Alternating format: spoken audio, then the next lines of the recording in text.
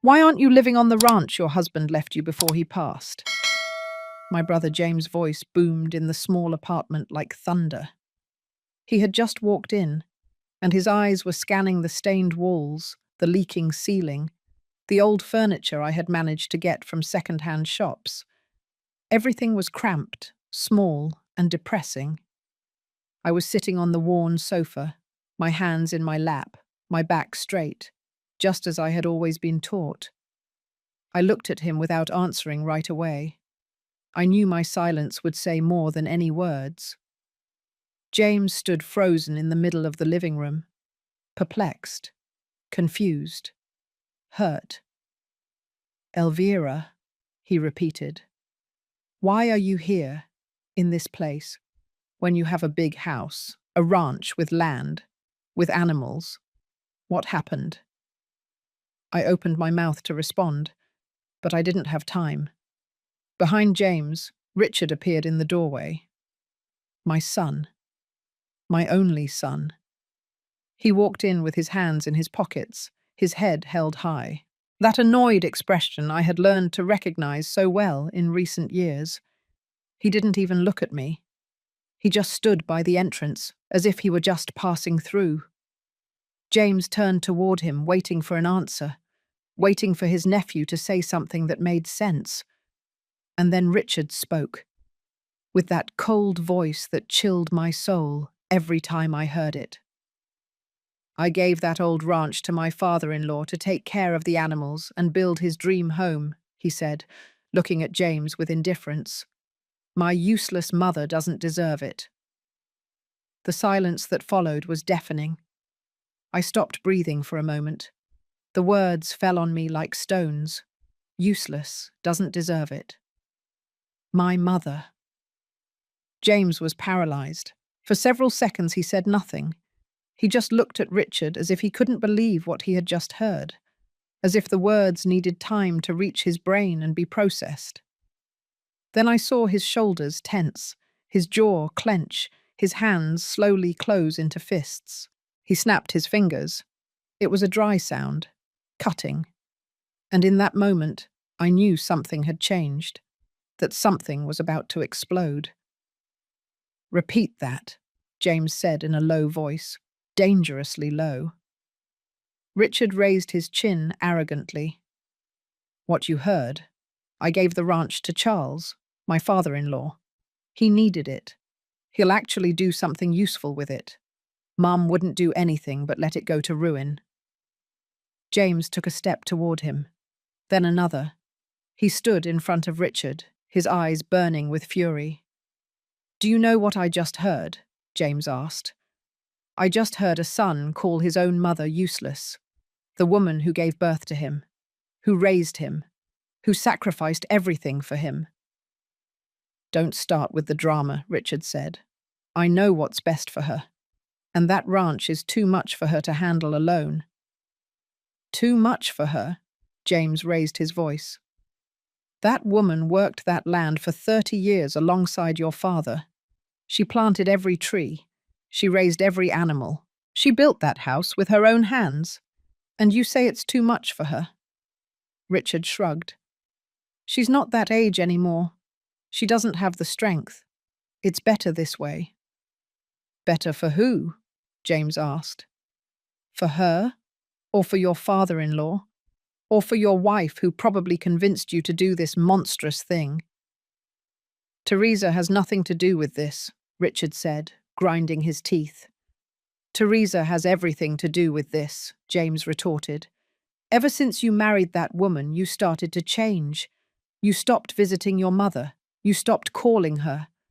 And now you have her living in this hole, paying rent, while you give away her inheritance as if it were yours." I remained seated, motionless. The tears wanted to come out, but I held them back. I had cried so much in the last few months that I had no more tears left. Or maybe I did, but I had learned to keep them inside, not to show them. Richard moved closer to James. "She's my mother. I decide what's best for her." "No," James said firmly.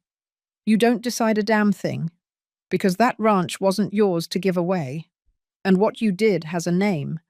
It's called dispossession. It's called abuse. Richard let out a nervous laugh. Abuse? Everything is legal, James. She signed the papers. There are documents. There are witnesses. James stared at him, and then he smiled. But it wasn't a kind smile. It was cold, calculated. Do you know who I am, Richard? James asked. Richard looked at him, annoyed. An intrusive brother who lives in the United States and thinks he can come here to lecture us. I'm a lawyer, James said, letting the words fall like a hammer. A lawyer specializing in family law and inheritance. And believe me when I tell you that I know exactly what to do with cases like this. I saw Richard's face change. The color drained away. The arrogance vanished for a second. Just 1 second. That doesn't change anything, he said, trying to sound confident. The papers are signed. Everything is legal. Legal doesn't mean fair, James said. And signed under pressure doesn't mean valid. But a judge will determine that, not you. He moved closer until he was inches from Richard. I'm going to give you a piece of advice, he said in a low but clear voice. Call your father-in-law. Tell him to enjoy that ranch, because he's going to have to give it back. And when that happens, you're going to have to look your mother in the eye and beg for forgiveness on your knees. Richard backed away. You're crazy if you think you'll achieve anything. We'll see about that, James said. Richard opened the door abruptly. Do whatever you want. I don't care. And he left. The slam of the door echoed in the apartment like a gunshot. Silence returned, dense, heavy. James stood in the middle of the room, breathing deeply, trying to calm down. Then he turned toward me. He walked slowly and sat down beside me on the sofa.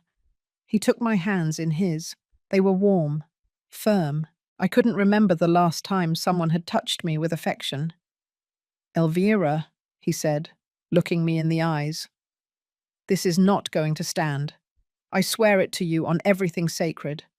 I won't let them treat you this way. A tear rolled down my cheek. Just one. I couldn't hold it back anymore. James, I said, my voice trembling. I signed the papers. He's right. Everything is legal. Why did you sign them? He asked gently. I closed my eyes. The memories came like a torrent. Because they pressured me, I whispered. Teresa came with Richard.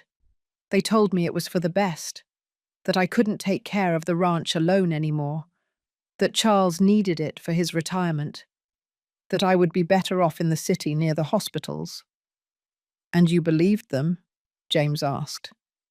No, I said, opening my eyes. But I was tired, so tired. And they insisted so much, and I just wanted them to leave me alone.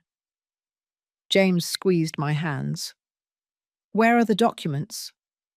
The ranch papers, your husband's will, the property titles.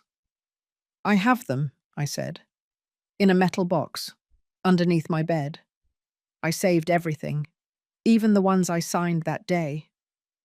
Good, James said, nodding. Very good.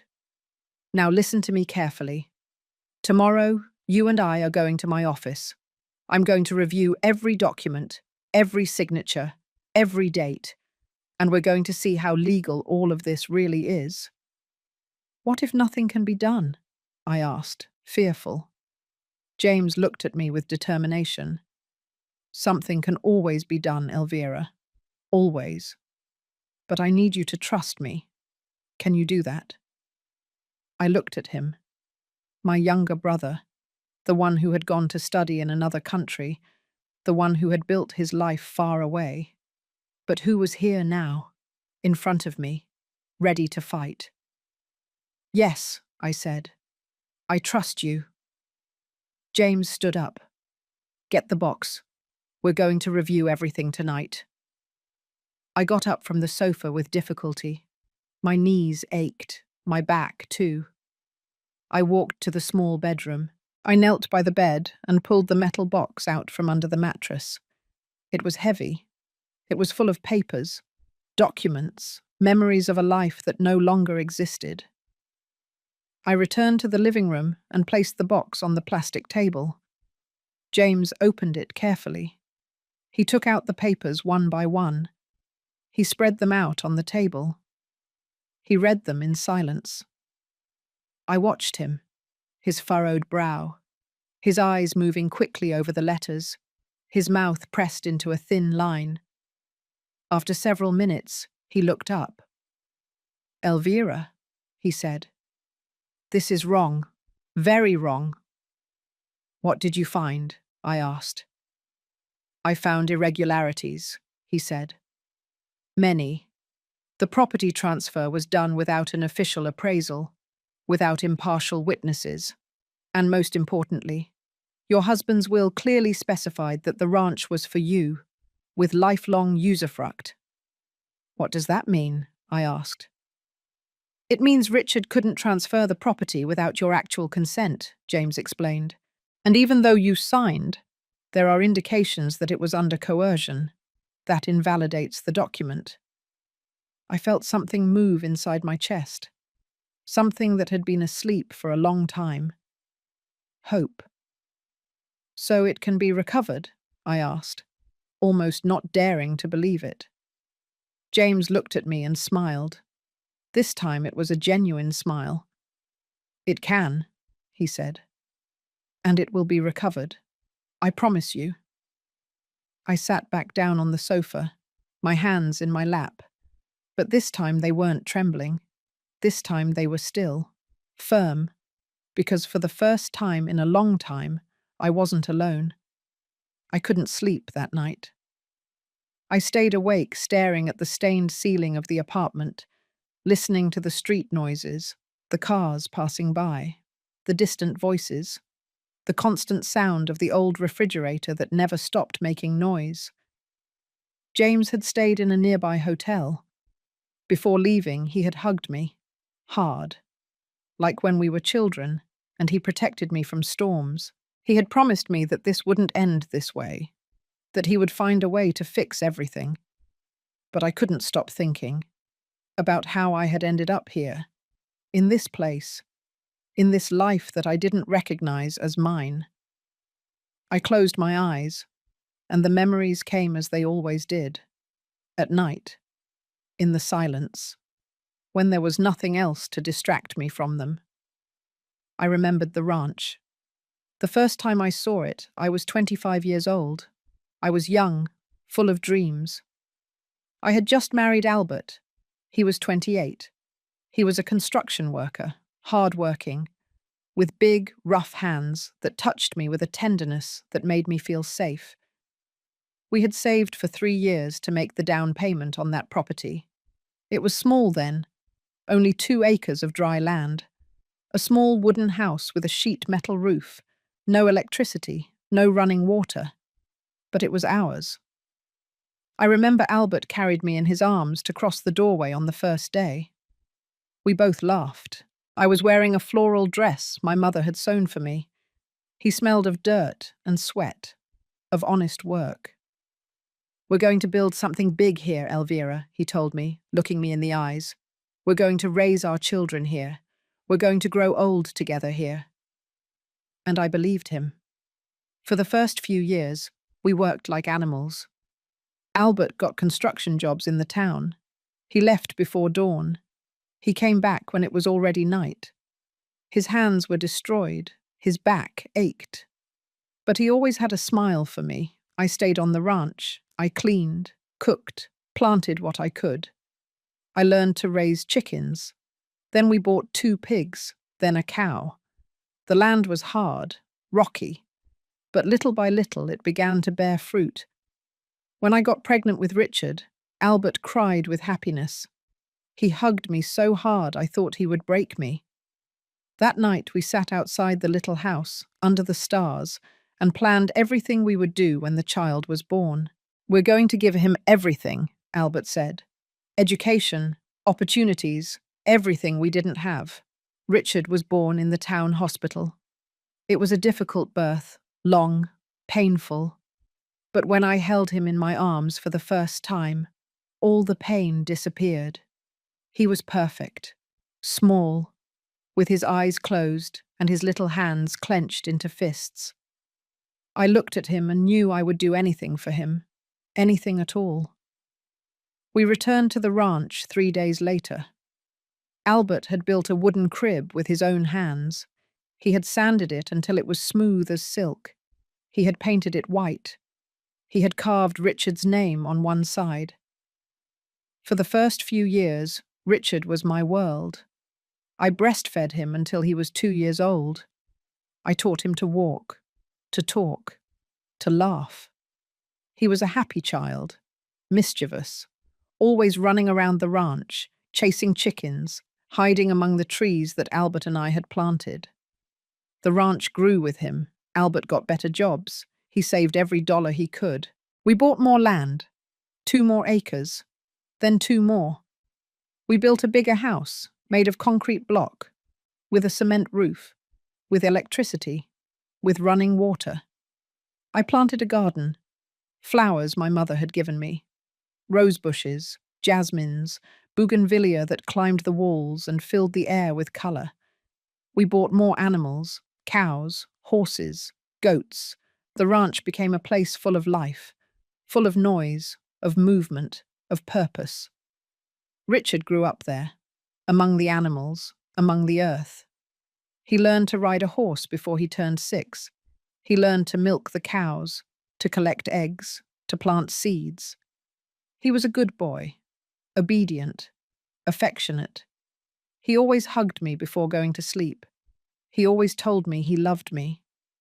When he turned 10, Albert decided it was time to send him to a better school, one in the city, more expensive, but with better teachers, better opportunities. "Our son is not going to be a construction worker like me," Albert said. "He's going to study. He's going to be someone important." So we started making more sacrifices. Albert worked 6 days a week, sometimes 7. I sold the eggs, the milk, the cheeses I learned to make. All the money went toward Richard's education, and it worked. Richard was smart. He got good grades. The teachers congratulated him. They said he had a future, that he could go to college. I was so proud. Every night I waited for him to come back from school. I prepared his favorite meal. I listened to his stories about what he had learned that day. I watched him grow, turn into a young man, into a man. When he finished high school, he got a scholarship to study business administration at the Capital University. Albert and I cried with happiness the day he received the news. "You did it, son," Albert told him, hugging him. "We are so proud of you." Richard went to the city. We rented a small room for him. We sent him money every month, for food, for books, for everything he needed. During the first year, he called often, every week, sometimes twice a week. He told me about his classes, his friends, his plans. But later the calls began to space out. Once a month, then once every 2 months. He said he was busy, that he had many exams, many projects. In his 3rd year, he met Teresa. The first time he brought her to the ranch, I tried to be kind. I prepared her favorite food. I showed her the garden. I told her stories about when Richard was a child. She smiled, but it was a cold smile, polite, but empty. She looked at the house with disdain, the animals with disgust, the earth as if it was something dirty. "It's very rustic," she said that night during dinner. Albert and I looked at each other. We didn't say anything, but something in my chest tightened. After that visit, Richard started to change. He stopped talking about the ranch affectionately. He started saying it was the old farm, that it was in the middle of nowhere, that it was inconvenient to visit us. Teresa never came back. But Richard did, once in a while, on important dates, birthdays, Christmas. But he stayed for less time each time. Each time he seemed more anxious to leave. When he graduated, he got a job at a large company in the capital. He started earning well. He moved into a better apartment. He bought a new car. And he married Teresa. We weren't invited to the wedding. Well, that's not exactly true. We were invited, but it was a last-minute invitation, over the phone, 2 weeks before. "It's a small ceremony, Mum," Richard said. "Very intimate, just close family." When we arrived, we saw that there were more than 100 people, elegant people, wearing expensive clothes with brilliant jewelry. We looked out of place in our simple clothes. Teresa greeted us coldly. Her family didn't even speak to us. For the entire party, we stayed in a corner, alone, like unwanted guests at our own son's wedding. Albert didn't say anything that night, but on the way back to the ranch, I saw him wiping his eyes. He was crying. My strong husband, my rock. He was crying. "We lost our son," he said in a broken voice. I took his hand. "Don't say that. He's just adjusting to his new life." But deep down, I knew he was right. After the wedding, the visits became even more infrequent, once or twice a year, always quick, always in a hurry. Albert began to get sick 2 years later. At first they were small pains, in his chest, in his arm. He ignored them for months. He said it was fatigue, that it was old age.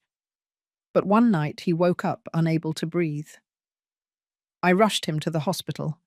The doctors said he had had a minor heart attack, that he needed care, rest, expensive medication. I called Richard. I explained the situation. I told him his father was seriously ill. "I'm coming right over," he said. But he didn't go. He sent $500 and an apology. He said he had an important meeting at work, that he couldn't miss it. Albert spent 2 weeks in the hospital. I stayed with him every night, in an uncomfortable chair next to his bed, holding his hand, praying. When he left the hospital, the doctors told him he couldn't work anymore, that his heart was weak, that he needed to rest. That destroyed him.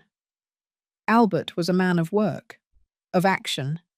He didn't know how to sit still, not to stay quiet. He tried to continue working on the ranch, but he couldn't anymore. He got tired quickly. He was short of breath. I took the reins of everything. I took care of the animals, planted, harvested, sold. And I took care of Albert. I gave him his medicine. I prepared his food. I made sure he rested. They were difficult months. But we were together, and that was the only thing that mattered. Richard came to visit us once during that time. He stayed for 2 hours. He talked on the phone half the time. He barely looked at his father. Albert didn't say anything. But that night, after Richard left, I found him sitting on the porch, looking at the stars, with tears rolling down his cheeks. I sat down beside him. I didn't say anything. I just took his hand. "We did everything we could," he finally said. "We gave him everything." "I know," I whispered. "Where did we go wrong, Elvira?" I didn't have an answer to that question. Albert died 6 months later, in his sleep, peacefully. I was lying next to him. I woke up in the early morning and knew immediately that he was gone. I didn't scream. I didn't cry. I just held him. One last time. I felt his body grow cold in my arms, and I whispered everything I hadn't been able to tell him while he was alive. I called Richard at 6 o'clock in the morning. Your father died, I said. There was a long silence. When? This morning. Another silence. All right. I'm coming right over. He arrived 2 days later, with Teresa, both dressed in black, with serious but empty expressions. The funeral was small, some neighbours, some friends of Albert's. James came from the United States. It was he who held me during the burial, not Richard. After the funeral, Richard stayed one more night. That night was when everything started to change. Richard and Teresa arrived at the ranch 3 days after Albert's funeral.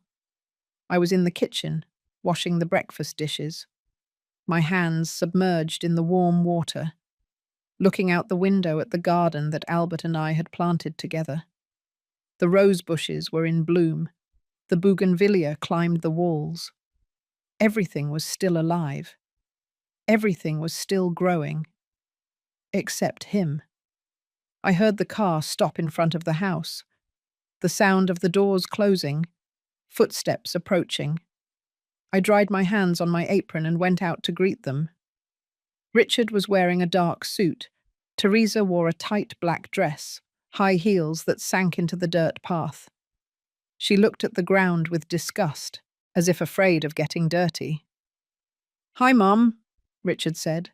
He gave me a quick kiss on the cheek. Cold, distant. Teresa just nodded her head. She didn't even look me in the eye. "Come in," I said. I made coffee. We went inside the house. They sat at the dining room table, that big wooden table that Albert had built with his own hands, where we had eaten together for so many years, where we had celebrated birthdays, Christmases, where we had been a family. I served the coffee. Teresa tasted it and wrinkled her nose. She didn't say anything, but I saw her expression. She didn't like it. Richard took a sip. He put the cup down on the table. He looked at me seriously. "Mum, we need to talk," he said. Something in my stomach tightened. "About what?" "About the ranch. About your situation. About what you're going to do now that Dad is gone." I sat down across from them, my hands in my lap. "I'm going to stay here.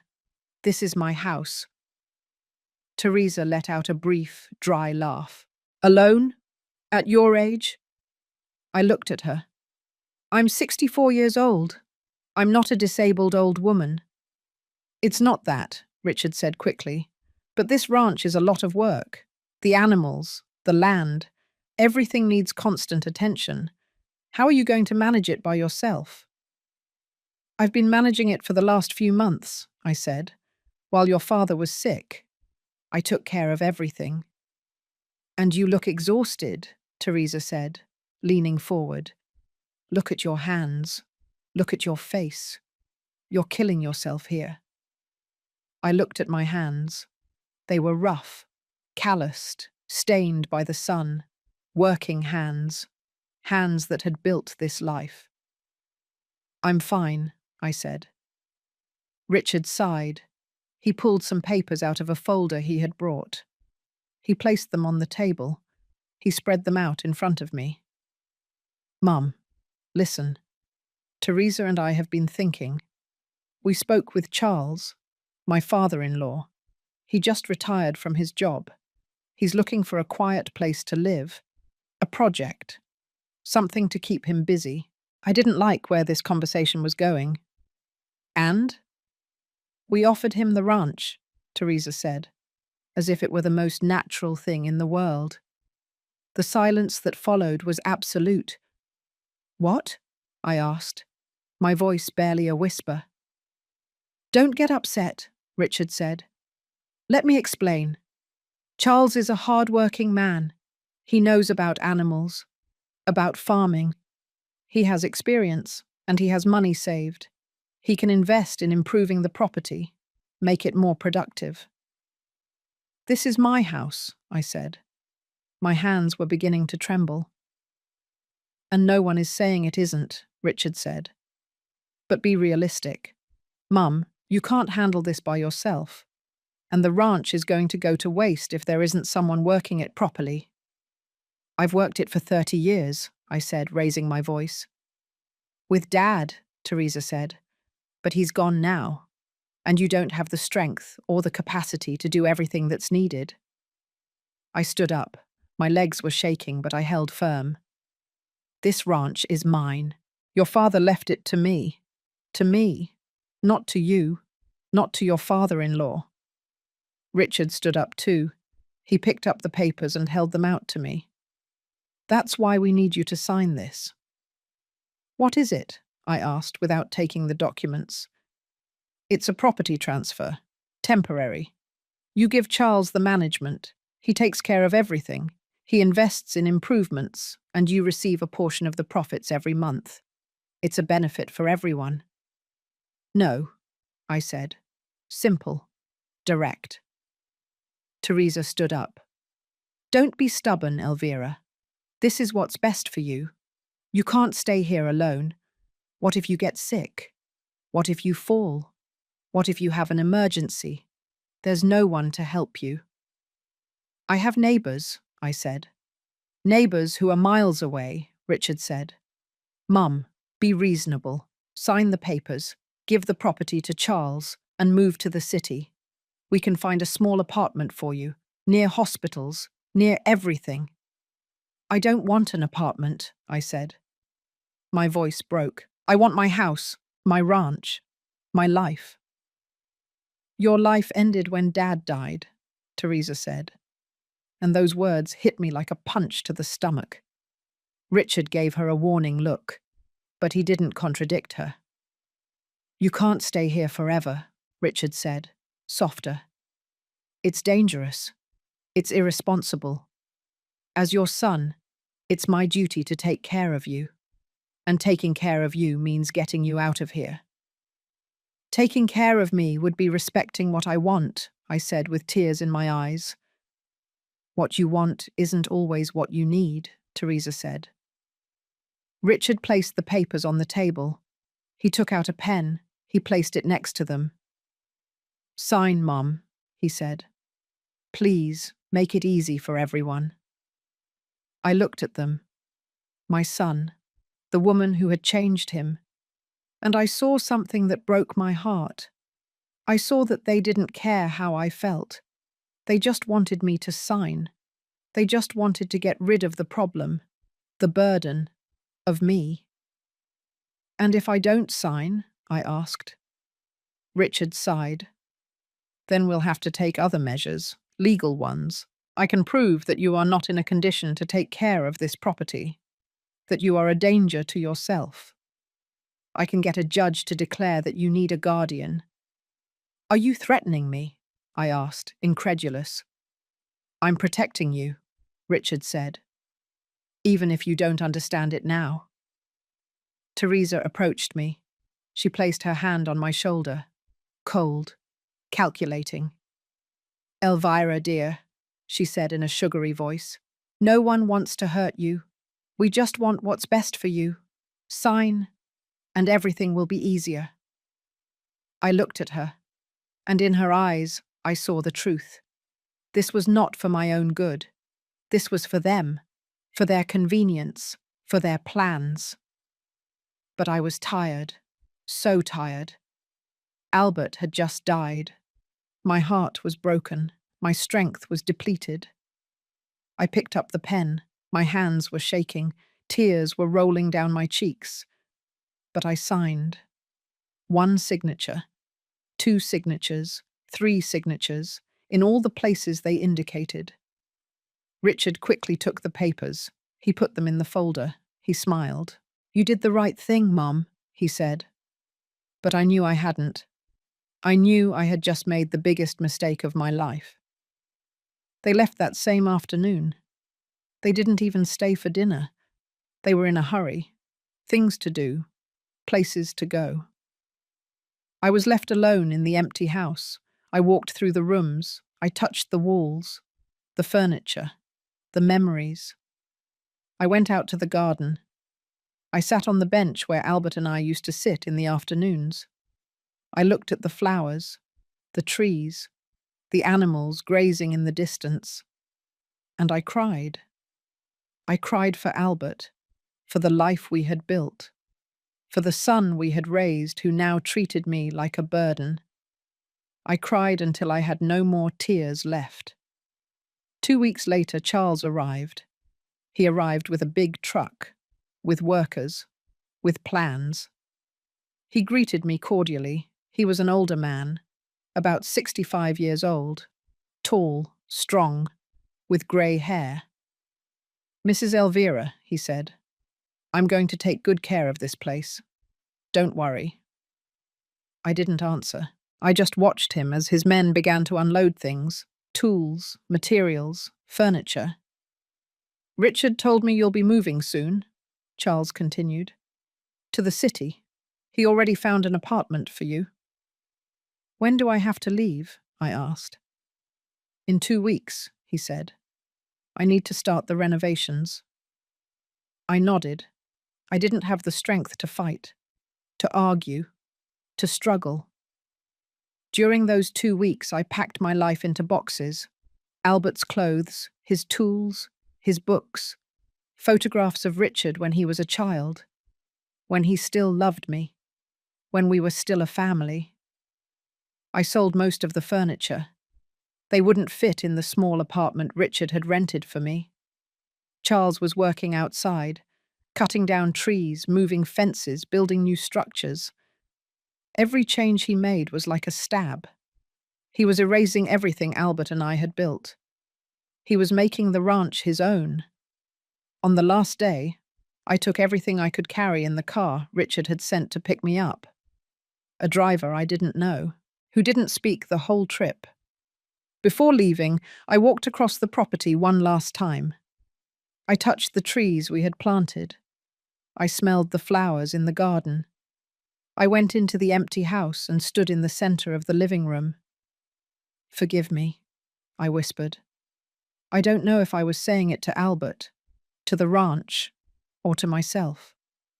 Then I left. I got into the car, and I drove away. I didn't look back. I couldn't. If I did, I knew I would break down completely. The apartment in the city was exactly as I imagined. Small, dark, in an old building in a noisy area. One room, a tiny kitchen, a bathroom, a window that looked out onto an alley. The driver left the boxes on the floor. He gave me the keys, and left without saying a word. I was left alone in that strange space, looking at the grey walls, the cold cement floor, the low ceiling. I sat on the floor, among the boxes, and I wondered how I had ended up there, how I had gone from having a house, a ranch, a life, to having this. To nothing. The first few months were the hardest. I didn't know anyone. I had nowhere to go. I had no purpose. I got up late. No reason to get up early. No animals to feed. No land to work. I ate little. I barely went out. I spent my days sitting by the window, looking at the street, watching people pass by who had places to go, things to do. Richard called once a month. Short conversations, cold. "How are you, Mum?" "Fine." "Need anything?" "No, I'm fine. I'll call you later." And he hung up. Teresa never called, not even once. James called more often. From the United States, worried. "Elvira, are you eating well?" "Yes." "Are you going out? Do you know the neighbors?" "Not really." "I'm worried about you, sis." "I'm fine, James. Don't worry." But I wasn't fine, and he knew it. One day, 6 months after I moved, I received a letter. It was from the bank, notifying me about changes in the property deed. I opened it with trembling hands, and there it was, black and white, and the ranch was no longer mine. It was no longer in my name. It was now in the name of Charles Ortiz. It wasn't a temporary transfer, as Richard had said. It was permanent, definitive. I had been robbed. My own son had robbed me. I sat on the floor with the letter in my hands, and something inside me woke up, something that had been asleep, numbed by pain, by fatigue, by resignation. Rage. I went to the box where I had kept all the important documents. I pulled it out from under the bed. I opened it. They were all there. All the papers. Albert's will. The original titles. The deeds. The documents I had signed that day. I checked them one by one, reading every word, every line, looking for something. Anything. And then I saw it. An incorrect date. A signature that didn't match. A small detail, but important. I picked up the phone. I called James. "Brother," I said when he answered, "I need you to come. I need your help. I think I found something." James arrived 2 weeks later. I saw him get out of a taxi in front of the building, tall, well-dressed, with a leather briefcase in his hand.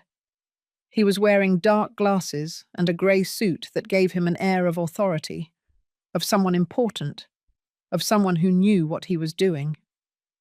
He walked up the stairs to my apartment. The elevator had been out of order for months. No one repaired it. No one complained. Everyone simply accepted it. When he reached the 3rd floor, he was barely out of breath. He knocked on the door. I opened it quickly. "Elvira," he said. His voice sounded tired, worried. "What have they done to you?" I didn't answer. I just let him in. He looked around. I saw his eyes scan the small apartment, the cheap furniture, the stained walls, the dirty window that barely let in any light. He didn't say anything, but I saw his expression. Pain, contained rage. He sat down at the plastic table. He put his briefcase on it. He looked at me intently. "Tell me everything," he said, "from the beginning, And then I spoke. I told him about Richard's visit after the funeral, about how they pressured me, about Teresa and her cold words, about the papers they made me sign, about the promises they made me, promises that it would be temporary, that I would receive money every month, that it would still be mine. I told him about Charles arriving with his workers, about how they changed everything, about how they took me out of my house, of my life. I told him about the apartment, about the loneliness, about Richard's brief calls, about the letter from the bank. James listened to everything in silence, his jaw clenched, his hands closed into fists on the table. When I finished, he waited a few seconds before speaking. "Where are the documents?" he finally asked. I got up. I went to the bedroom. I pulled the metal box out from under the bed. I brought it to the table. I opened it in front of him. James took out the papers one by one. He spread them out on the table. He took his reading glasses out of his jacket pocket. He put them on and began to read. Minutes passed, long minutes of silence.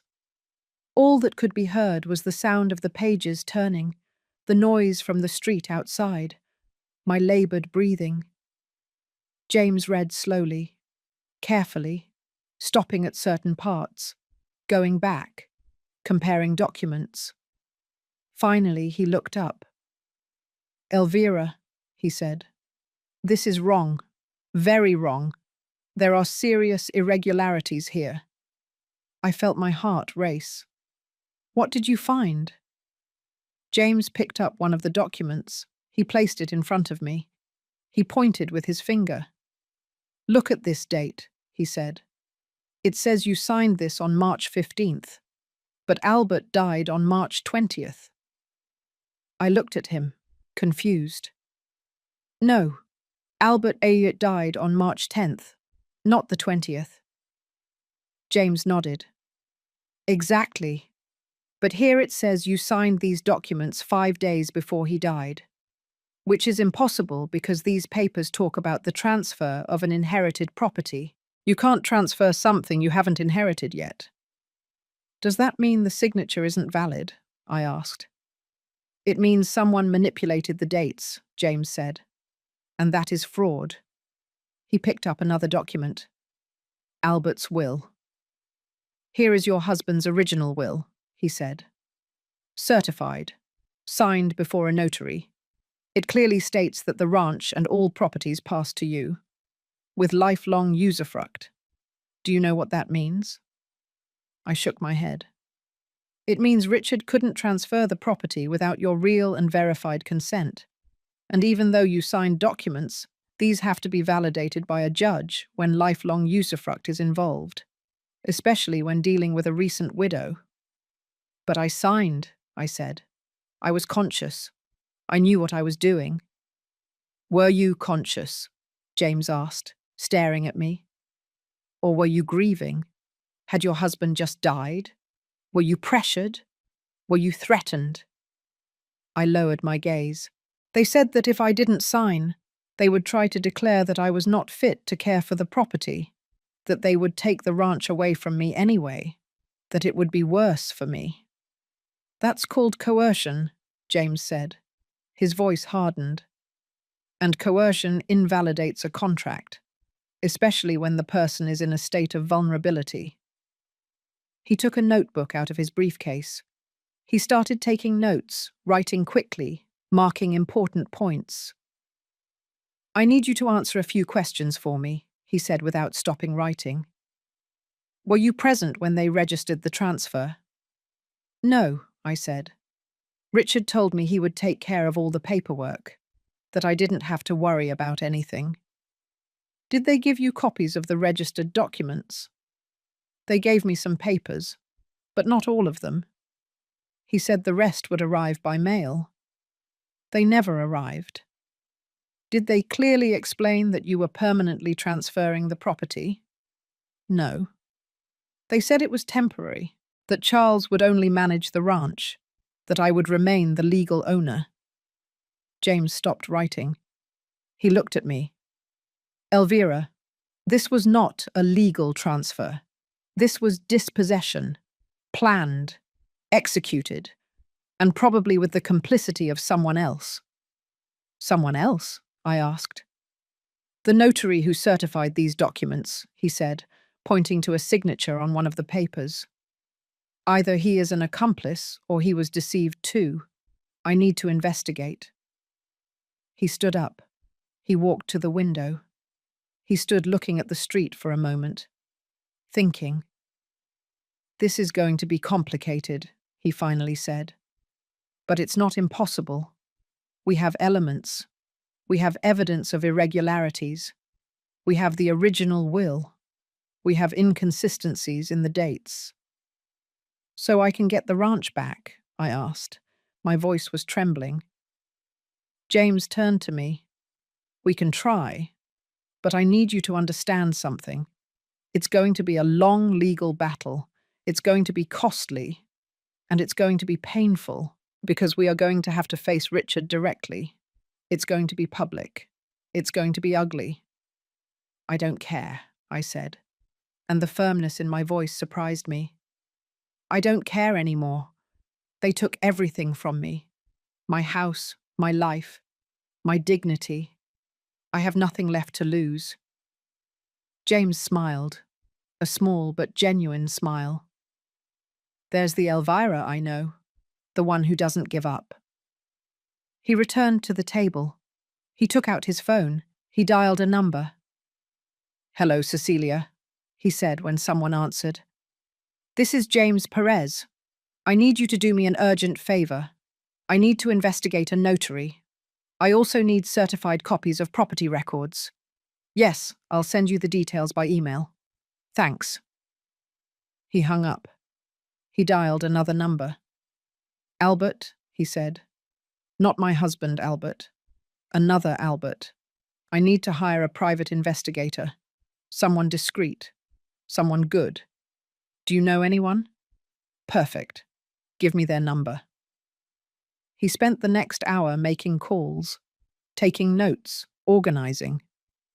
I watched him, and for the first time in months, I felt something akin to hope. Small, fragile, but it was there. When he finished, he put away his phone. He looked at me. "We are going to do this right," he said.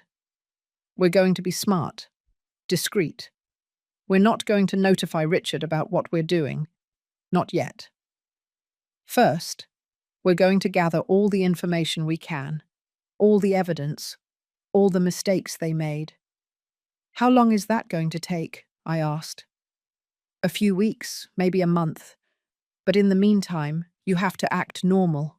If Richard calls, talk to him like always. Don't give him any signal that something is happening. Can you do that?" I nodded. "I can." "Good. Now tell me, have you seen Richard since you moved here?" "No. He just calls sometimes. Short conversations. He asks if I'm okay, if I need anything. But he never comes." "And Teresa?" "She has never called. Not once." James pursed his lips. "Of course not. She got what she wanted. And Charles? Have you heard anything from him?" "Nothing. I don't know what he's doing with the ranch. I don't know if he's taking good care of the animals. I don't know anything." "We're going to find out," James said. "I hired an investigator. He's going to go to the ranch. He's going to take pictures. He's going to talk to the neighbors. He's going to document everything Charles is doing with the property." "And what good is that?" I asked. "If Charles is modifying the property significantly without permits, if he's selling animals that should technically still be yours, if he is profiting from something he obtained fraudulently, all of that helps us. Everything adds up." I got up. I went to the kitchen. I made coffee. Simple coffee in an old coffee maker. Nothing like the coffee I used to make on the ranch with the coffee maker Albert gave me for our 10th anniversary. I poured 2 cups. I gave one to James. "I'm scared," I admitted in a low voice. "It's normal," James said. "But you're not alone. Not this time. I'm going to stay here as long as necessary. I'll be with you every step of the way. And we're going to get back what's yours." "What if it doesn't work?" I asked. "What if a judge says everything was legal?" "Then we'll fight harder," James said. "We'll appeal. We'll look for other angles. But we're not going to give up. Did you hear me? We're not going to give up." I took a sip of coffee.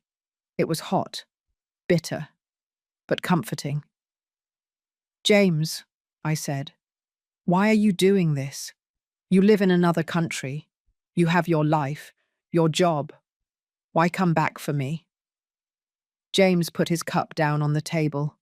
He took my hand. "Because you're my sister," he said.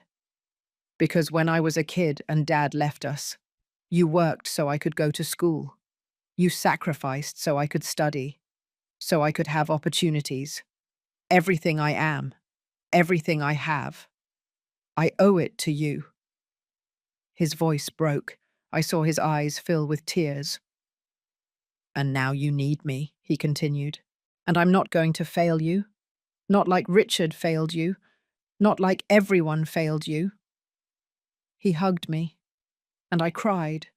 I cried on his shoulder like a child. I cried out everything I had kept inside for months. All the pain, all the sadness, all the rage. When I calmed down, I pulled away. I wiped my tears.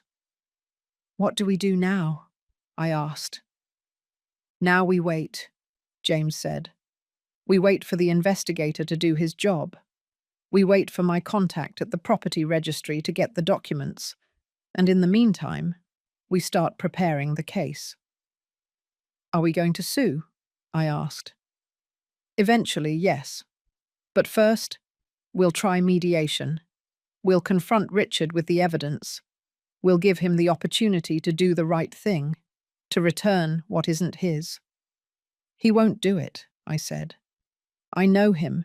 He's married to Teresa. She'll never let him give anything back. You're probably right, James said. But we have to try, for legal protocol. And because if we go to court, the judge will want to see that we tried to resolve this civilly first. I nodded. We spent the rest of the afternoon reviewing documents. James took pictures of everything. He uploaded it to a digital cloud. He made copies. We never know what might happen, he explained. It's better to have everything backed up in multiple places. When it started to get dark, James stood up. I'm going to look for a nearby hotel, he said. I'll be back early tomorrow. We're going to start working seriously. You can stay here, I offered. The sofa isn't comfortable, but it works. James looked at the small, worn sofa. He smiled. It's fine. I've slept in worse places.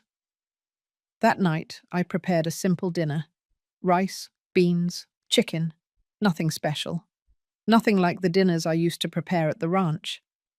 We ate in silence. But it was a comfortable silence, of family, of siblings who understand each other without needing words. Afterward, I washed the dishes. James prepared the sofa. He took off his jacket. He loosened his tie. He looked tired but determined. Elvira, he said before lying down, I want you to know something. Whatever happens, win. The next 3 weeks passed in a strange state of tension and hope. James worked from the apartment, his laptop always open on the plastic table, papers scattered everywhere, his phone ringing constantly. I tried to keep my routine normal. I went out to buy food. I cleaned. I cooked. But all the time my mind was elsewhere, on the ranch, on what we were about to do. The investigator James hired was named Elias Flores.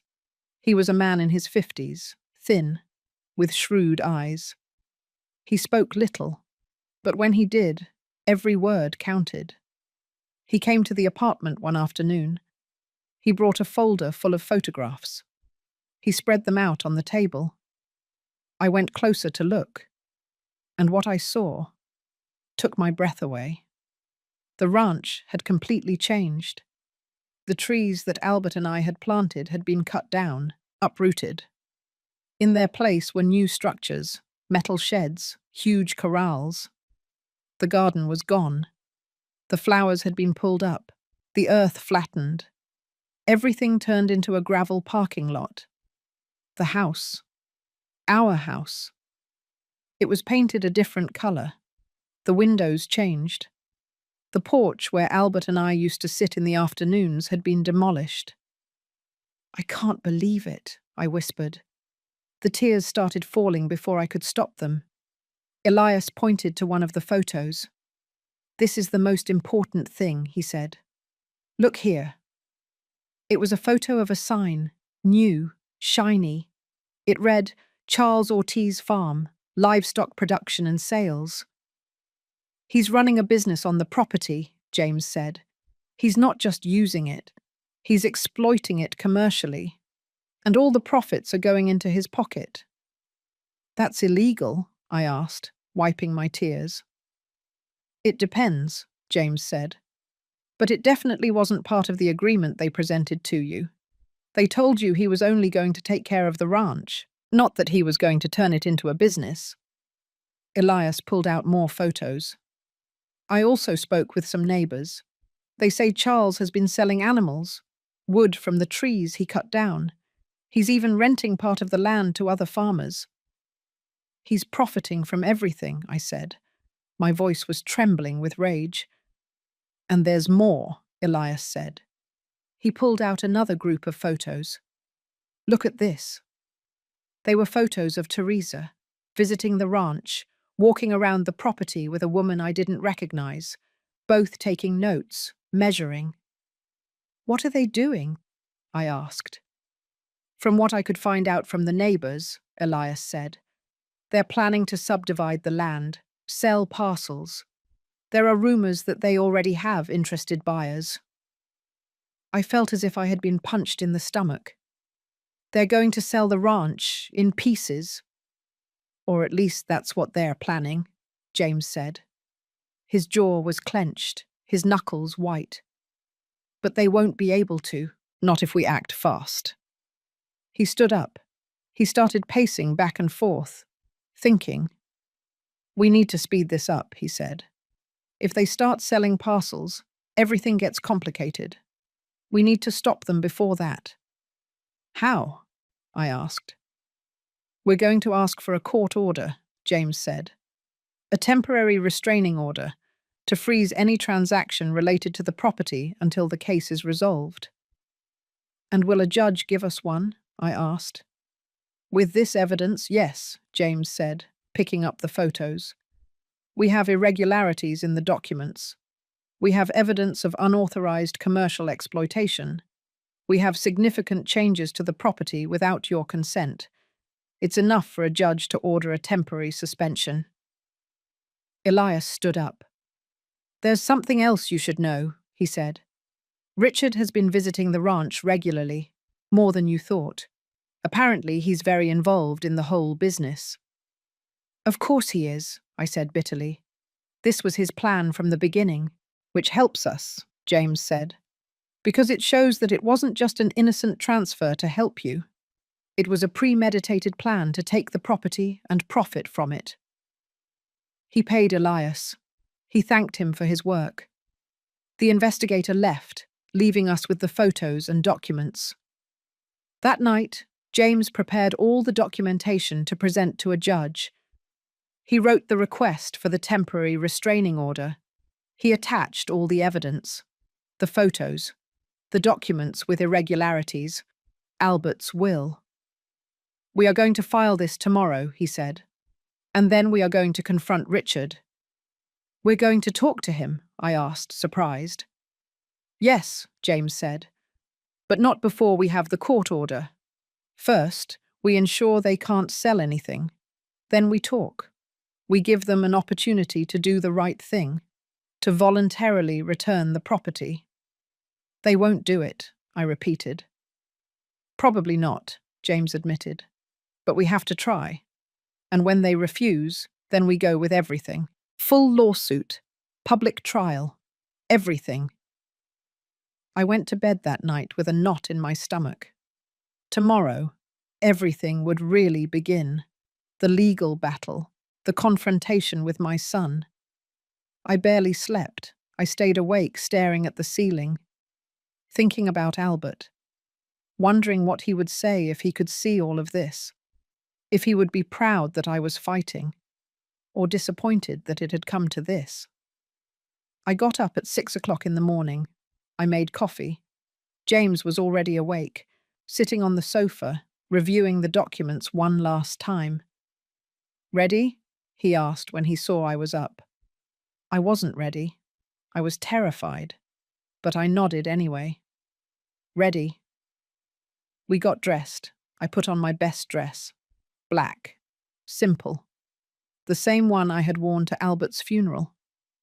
James put on his suit. He looked imposing, professional, like someone who couldn't be ignored.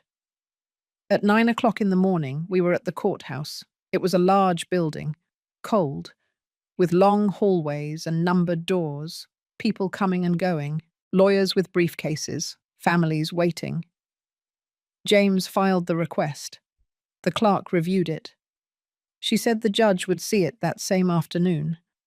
We waited. Hours, sitting on uncomfortable benches, without talking much, just waiting. At 4 o'clock in the afternoon, they called us. We entered an office. The judge was an older woman, about 65 years old, with grey hair pulled back in a bun, glasses perched on the tip of her nose. She read our request. She reviewed the documents, the photos, the will. She didn't say anything for several minutes. She just read. Her expression impassive. Finally, she looked up. She looked at James and me. "This is serious," she said. Her voice was firm, clear. "If everything you present here is true, we are talking about possible fraud." "It is true, Your Honor," James said. "And we need to protect the property before it's too late." The judge nodded. She picked up a stamp. She stamped it on the document. "Granted," she said. "Temporary restraining order approved. Any transaction related to the property in question is frozen until further order of this court. Notify the involved parties." I felt as if I could breathe for the first time in months. We left the courthouse with the order in hand. James was smiling. I was too. It was small, but it was a step, the first of many. "Now," James said, "we're going to see Richard." And then I knew the hardest part was just beginning. James called Richard that same afternoon. I was sitting next to him, listening. My heart was pounding so hard I thought it would burst out of my chest. "Richard," James said when my son answered. His voice was calm, professional. "This is your Uncle James. I need us to meet. It's important." There was a pause. I heard Richard's voice on the other end, confused, irritated. "Meet? For what?" "It's about the ranch," James said. "And about your mother. We need to talk, the three of us." Another, longer pause. "I don't have time for this," Richard said. "I'm busy. If Mom needs something, she can call me." "It's not something that can be resolved over the phone," James said. His tone hardened slightly. "And it's not a suggestion. It's necessary. Tomorrow. At 10 o'clock in the morning. At the downtown coffee shop. The one across from the park." "Are you summoning me?" Richard let out a nervous laugh. "I'm being courteous," James said. "I could simply proceed legally without notifying you, but I'm giving you the opportunity to resolve this civilly." The silence on the other end was long, tense. "All right," Richard finally said. "I'll be there." He hung up. James put the phone down on the table. He looked at me. "He's coming," he said. "Probably with Teresa. And probably with a lawyer if he's smart." "And what are we going to do?" I asked. My voice was trembling. "We're going to present the evidence," James said. "We're going to show him that we know everything. And we're going to offer him a deal. Return the property voluntarily. And we won't file criminal charges." "Criminal charges?" I asked, surprised. "Fraud, coercion, falsification of documents," James said. "All of that is punishable. He could go to jail. Charles too. And they definitely don't want that." I couldn't eat that night. My stomach was tight. My nerves were eating me up inside. I went to bed early but didn't sleep. I stayed awake, staring into the darkness, thinking about the child I had raised, about the man he had become, wondering where I had lost my son. I was up by 8 o'clock in the morning. I showered. I dressed carefully. I chose a simple dress, grey. My hair pulled back. I wanted to look dignified, strong. James put on his best suit, black, a red tie. He carried the briefcase with all the documents, all the evidence. We arrived at the coffee shop 15 minutes early. We sat at a back table. James ordered 2 coffees. I didn't touch mine. I just looked at it. The steam rising, disappearing. At 10 o'clock sharp, Richard walked in. He came with Teresa, just as James had predicted. She wore a fitted dress, high heels, perfect makeup. He was wearing a dark suit. He looked tense, nervous. They saw us. They walked toward our table. They sat down across from us. Richard looked at me for just a second. Then he looked away. Teresa didn't even look at me. She kept her eyes on James. "This better be important," Richard said. "I cancelled a meeting to be here." "It is important," James said. He opened his briefcase. He pulled out a folder. He placed it on the table. It's about the fraud you committed against your mother. Teresa tensed up. Richard blinked. Fraud? What are you talking about? James opened the folder. He pulled out the first document. He placed it in front of Richard. This is the document you made your mother sign, he said. Look at the date. It says March 15th, but your father died on March 10th. This document talks about transferring an inherited property. How could your mother transfer something she hadn't inherited yet?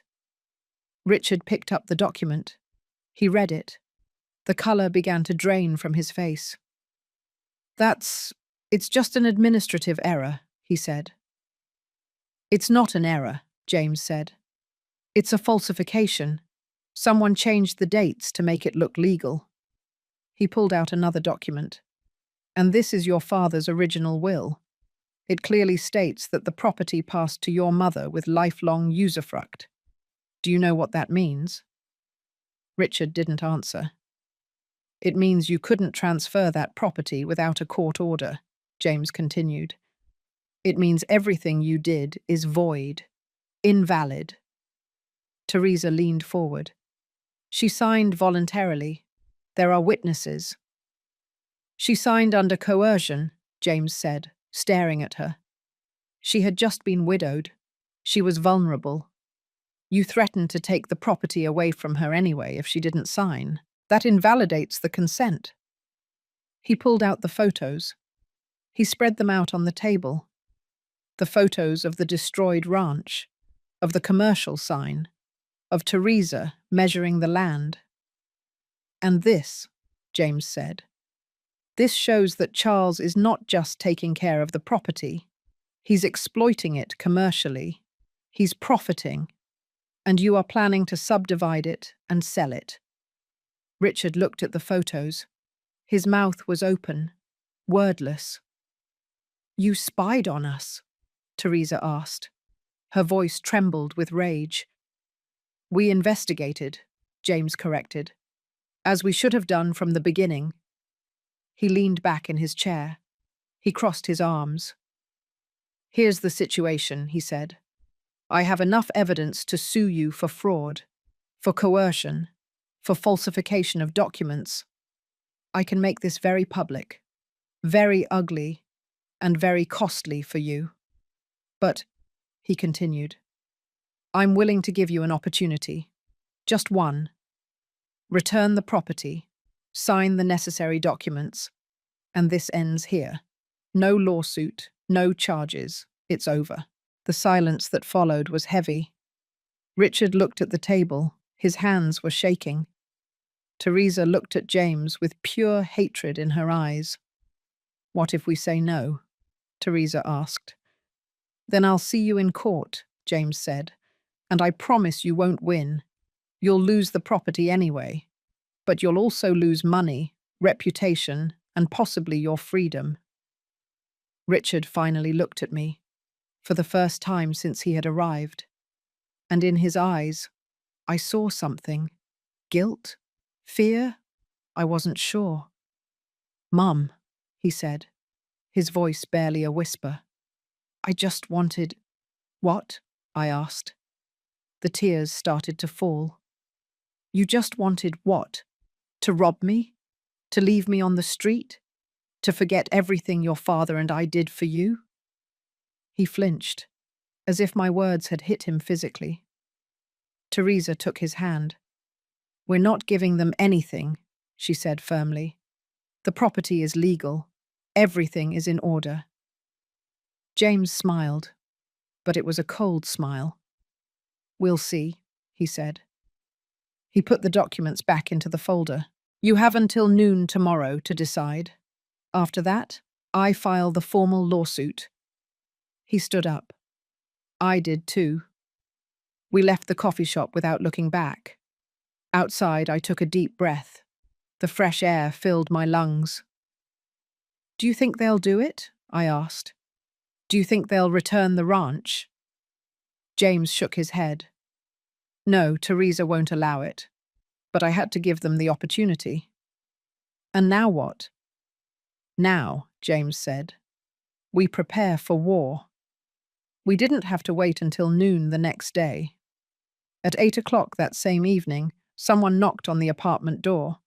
James and I were reviewing documents, preparing the formal lawsuit. When we heard the knocks, we looked at each other. Are you expecting someone? James asked. I shook my head. James stood up. He walked to the door. He opened it just a crack. It was Richard, alone, without Teresa.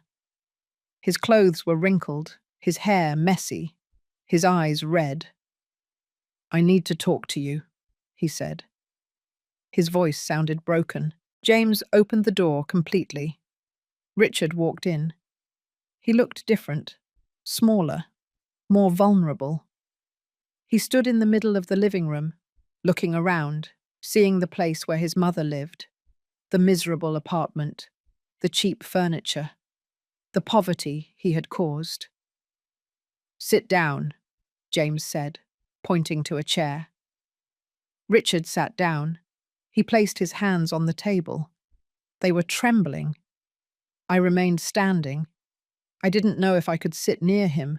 I didn't know if I wanted to be in the same room. Teresa doesn't know I'm here, he finally said. She told me not to come, not to give you the satisfaction of seeing us beg. And why did you come? James asked. Richard looked at me. For the first time in months, he really looked at me, and I saw tears in his eyes. Because you were right, he said. His voice broke.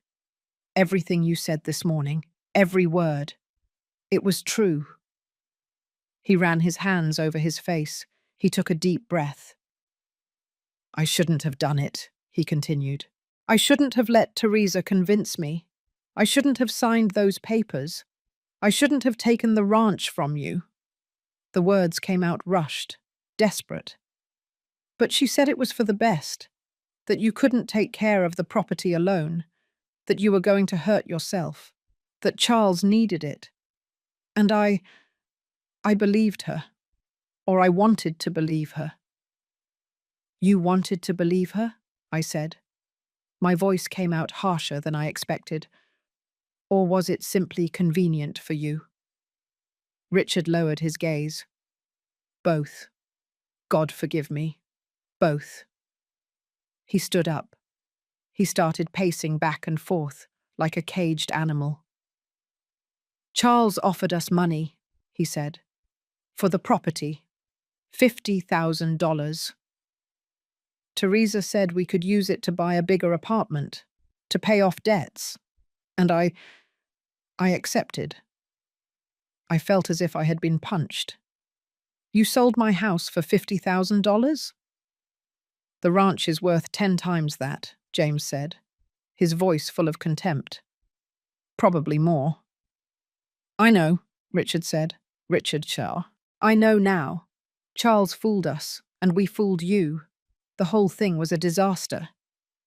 He turned toward me. He moved closer. He fell to his knees in front of me. Mom, he said. Tears streamed down his face. Forgive me. Please. Forgive me for everything. For being so stupid. For being so selfish. For forgetting everything you and Dad did for me. I looked at him. My son, on his knees, crying, begging for forgiveness.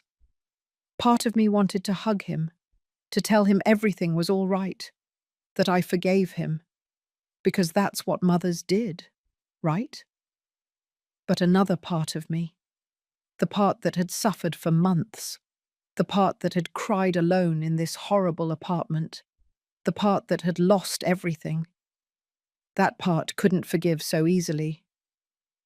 Get up, I said, my voice cold, distant. Richard got up slowly. He wiped his tears with the back of his hand.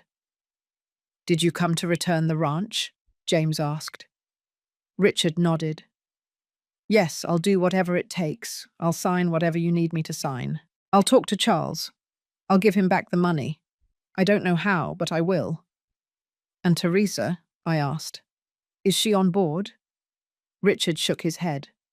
No. She's furious. She says I'm crazy, that you don't have a case, that we should fight.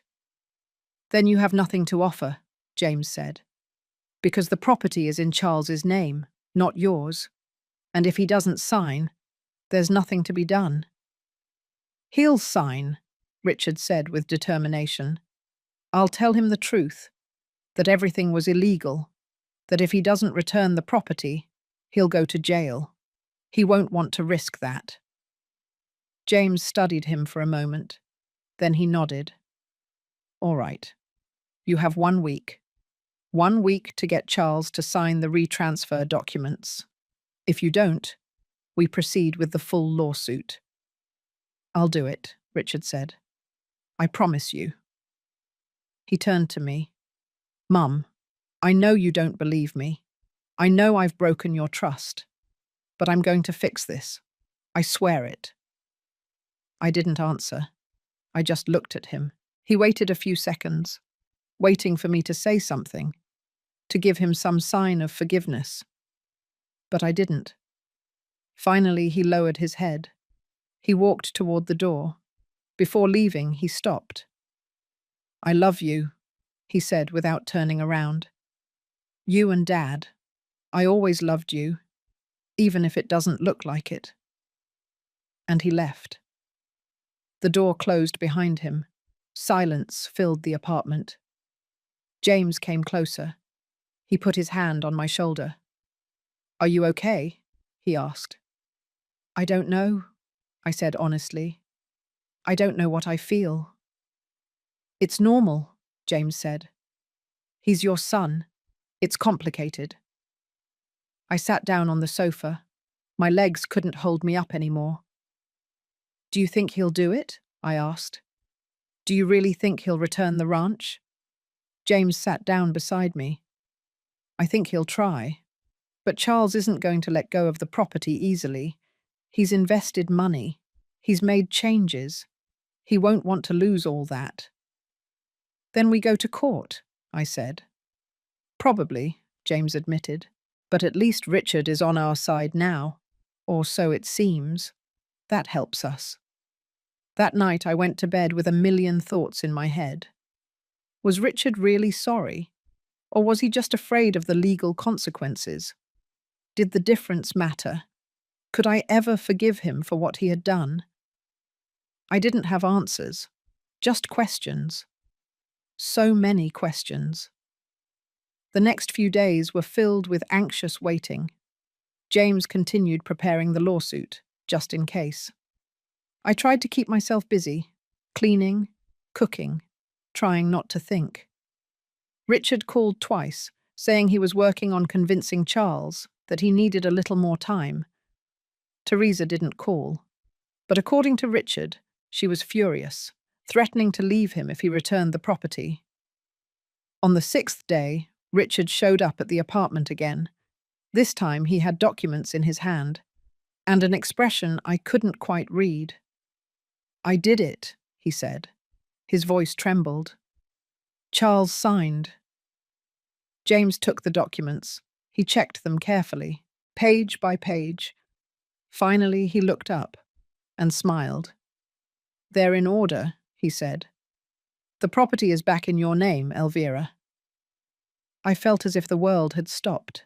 After so much time, so much suffering, so much struggle.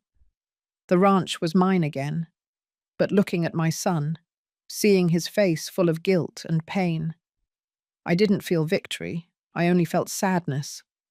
Because although I had recovered my property, I had lost something more important. I had lost my innocence, my trust, the family I thought I had, and that couldn't be recovered with any document. A week later, James and I went to the property registry. We carried all the documents, the ones signed by Charles, the ones certified by the notary. Everything in order, everything legal this time. The official who assisted us reviewed every paper carefully. She compared signatures, verified dates, wrote on her computer. Everything is correct, she finally said. The property is registered again in the name of Mrs. Elvira Perez. She handed me a new document, with an official seal, with my name printed in black letters. I took it with trembling hands. I looked at it, and I felt something break inside me. Tears began to fall uncontrollably. James hugged me. "We did it," he whispered. "We did it, sister." We left the building. The sun was shining brightly. It was hot, but I felt cold inside. "When do you want to go see the ranch?" James asked. "Tomorrow," I said. "I want to go tomorrow." That night I packed a small suitcase, clothes, some personal things. I didn't know how long I would stay. Maybe one day, maybe forever. Richard called that night. "Mum," he said, "I heard everything was registered. The ranch is yours again." "Yes," I said. I didn't know what else to say. "Are you going back to live there?" he asked. "I don't know yet," I answered honestly. There was a long, awkward silence. "Teresa left me," he finally said. His voice was broken. "She says I'm an idiot, that I ruined everything, that we lost a golden opportunity." Part of me wanted to console him, to tell him everything would be fine, but I couldn't. "I'm sorry," I said. And it was true. Despite everything, he was my son, and his pain hurt me. "Don't be sorry," he said. "I deserve it. I deserve all of it." He hung up before I could respond. The next morning, James rented a car. He drove for 2 hours until we reached the ranch. When we turned onto the familiar road, my heart started beating faster. And then I saw it. The ranch. My ranch. But it wasn't how I remembered it. The changes Charles had made were still there. The cut trees, the new sheds, the destroyed garden. James stopped the car in front of the house. We sat in silence, looking. "You can rebuild it," James said softly. "With time, you can make it yours again." We got out of the car. I walked slowly toward the house. My feet knew every stone on the path, every irregularity. The door was unlocked. Charles had left the key with the notary. He had left 2 days earlier, taking everything he had brought. I went inside. The walls were painted colors I didn't recognize. The floors had been changed. Everything looked different. But even so, it was my house. I walked from room to room, touching the walls, the door frames, remembering. Here was the kitchen where I prepared breakfast for Albert. Here was the dining room where we ate as a family. Here was the bedroom where we slept together, where we had dreamed our dreams. I went out to the backyard, where the garden used to be. Now, just hard dirt and gravel. I knelt down. I touched the earth with my hands. And I cried. I cried for Albert, for the lost years, for my son who had betrayed me, for the family that had broken. But I also cried with relief, because I was home. Finally, I was home. James came out and sat beside me. He didn't say anything. He was just there, as he had always been. "I'm going to stay," I said, wiping my tears. "I'm going to rebuild everything. It's going to take time, but I'll do it." "You're not alone," James said. "I'm going to help you. I'm going to stay for a while longer. And we're going to hire people. We're going to plant new trees. We're going to make a bigger garden. Better." "Thank you," I whispered. That afternoon we walked around the entire property, seeing the damage, making plans. Some neighbors approached when they saw us. They greeted me warmly. They said they were happy to see me back, that they had known what happened, that they had been worried. "This land missed you," said Mrs. Ivana, my nearest neighbor. It was noticeable. The animals weren't the same. The plants weren't growing right. I missed it too, I said. As night fell, James and I sat on the porch that Charles hadn't destroyed, looking at the stars, like Albert and I used to do. What are you going to do about Richard? James asked. I don't know, I admitted. Part of me wants to forgive him. He's my son. But another part can't forget. You don't have to decide now, James said. Give it time. Give yourself time. I nodded. He was right. There was no rush. For the first time in a long time, I had all the time in the world, because I was home, and no one would take it away from me again. 6 months passed. 6 months since I recovered the ranch. 6 months of hard work, of reconstruction, of healing. James stayed for 2 full months. He helped me hire workers, to plant new trees, to rebuild the garden. We invested some of his savings in repairing the damage Charles had done. When he finally returned to the United States, the ranch was starting to look like itself again. Different. But mine. I hired 2 young men from the town, Elias and his brother Albert. Yes, his name was Albert, like my husband. Maybe it was a sign. They helped me with the animals, with the land, with the repairs that were still pending. I started cooking in my kitchen again, sleeping in my bedroom, walking barefoot in my garden every morning. Little by little, the ranch came back to life. I came back to life. Richard called every week.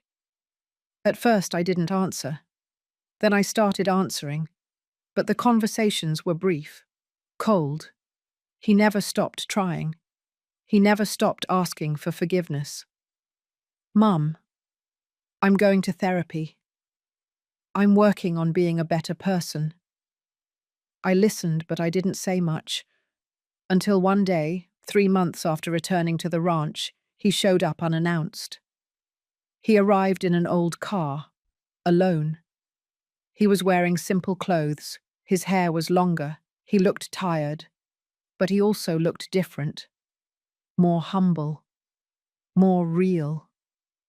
He got out of the car and stood in front of the house, waiting, not daring to approach. I was in the garden, planting new rose bushes. I saw his car. I saw him get out. I saw him waiting.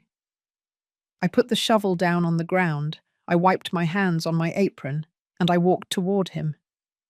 We stood looking at each other, mother and son, with so much between us, so much pain, so much history.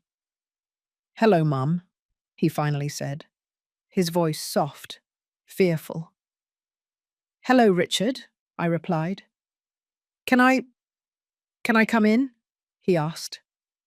I thought about it for a moment. Then I nodded. We went inside the house. I poured him coffee. We sat at the table, the same table where everything had started to break. The ranch looks beautiful, he said, looking around. It's getting back to how it was. I'm working on it, I said. He took a sip of coffee. He breathed deeply. Mum, he said, I didn't come to apologize again. I know I've asked you 1,000 times. I came to tell you something different. I looked at him, waiting. I came to tell you that I understood, he continued. I understood what I lost. Not just the ranch. I lost you. I lost the opportunity to take care of you the way you took care of me. I lost years I'll never get back. His eyes filled with tears. And I know that maybe you'll never forgive me. And that's okay. I deserve it. But I want you to know that I'm going to spend the rest of my life trying to be the son I should have been from the start. I don't expect anything from you, he added.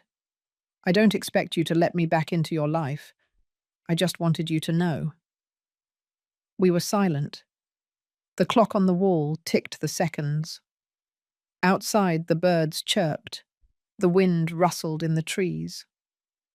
"Richard," I finally said, "I don't know if I'll ever be able to completely forgive you. What you did broke me in ways I didn't know it was possible to break." He nodded. Tears were streaming down his face. "But," I continued, "you are my son, and part of me will always love you, even if it hurts, even if it's complicated. I'm not asking you to go back to being the son you were," I said. "That child no longer exists. But if you truly want to change, if you truly want to rebuild something between us, it has to be slow, step by step." "Whatever," he said. "I'll do whatever it takes." "Then start by coming once a month," I said.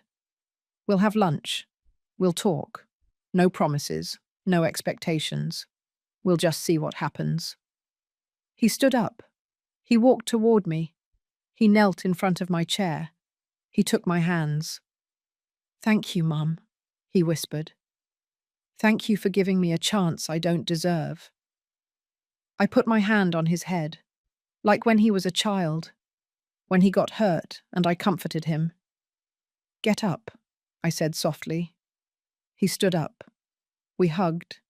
It was brief, still awkward, but it was a start.